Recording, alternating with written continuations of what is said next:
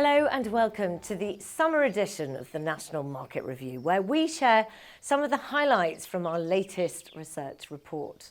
The last few months have been extraordinary, and it will undoubtedly take some time before any measure of normality returns to our day-to-day lives, let alone the housing market. Whilst there is no reliable roadmap for what lies ahead for the rest of 2020, there are already clear signs that the relative position of UK housing markets will shift as people adapt to new work styles and adopt new lifestyles.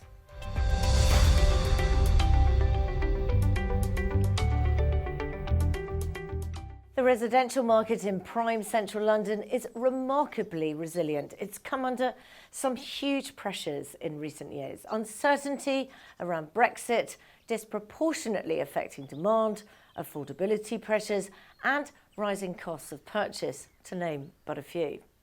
But it always bounces back. In fact, prior to lockdown, the market was in rebound phase, active and growing.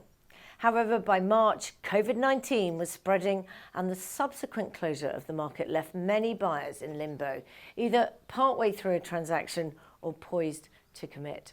Once the initial raft of held-up transactions complete and the immediate pent-up demand has been released, it is possible that transaction levels will moderate towards the end of the year. As always, in such a market, there will be some forced sellers and bargains for opportunists. We would also expect activity from international buyers using the currency advantage. The average purchase price of property in prime central London remains well below the price at the time of the EU referendum in Q2 2016 for buyers using many different currencies. Meanwhile, the 2% stamp duty surcharge for foreign buyers is set to come into effect in April 2021, giving a relatively short window of opportunity to commit before additional costs are incurred. It is unsurprising that the impact of living through a global pandemic will change people's motivations and priorities. COVID-19 has had an immediate effect on buyers, with more than half of those considering moving changing their requirements since lockdown. For those in London, a garden and space to work from home have become increasingly important features.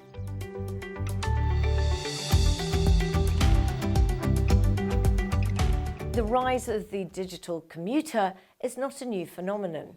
Long before COVID-19, the commuter map had begun to change, with an 18% rise in average UK broadband speeds and 16.1 million homes now having access to super-fast broadband connections. Technology was arguably already laying the foundations for changes to occur. So with 1 in 7 workers being home-based for their main job before lockdown, flexible working, mobile communications, and the rise of self-employment had all helped loosen the ties between work and the workplace for office-based employment. The experience of COVID-19 looks likely to accelerate this trend indeed.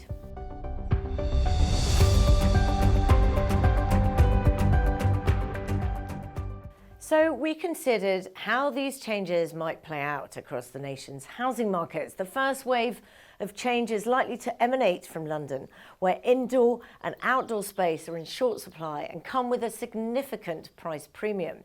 The challenge of social distancing on public transport or in lifts means it will be a long time before all of London's offices can be fully occupied. For many households, this is a tipping point for the decision to move out. But where to? We addressed that question in a 2-stage process.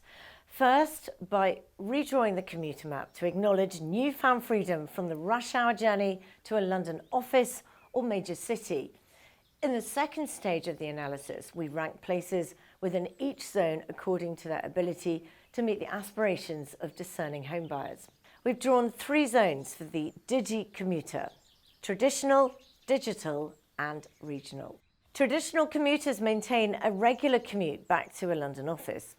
Digital commuters require occasional travel to a London office, but primarily work from home. And regional commuters need only infrequent travel to London or travel to other major regional cities.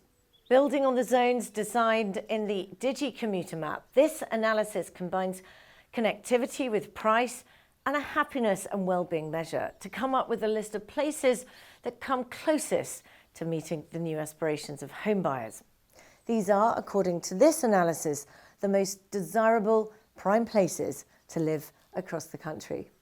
So based on our results, the top 10 locations with the highest well-being scores are shown from 27 prime locations within a 45-minute commute of London. 7 of our prime locations fell into the digital commuter zone with a 45 to 90-minute commute of London and with good access to high-speed broadband.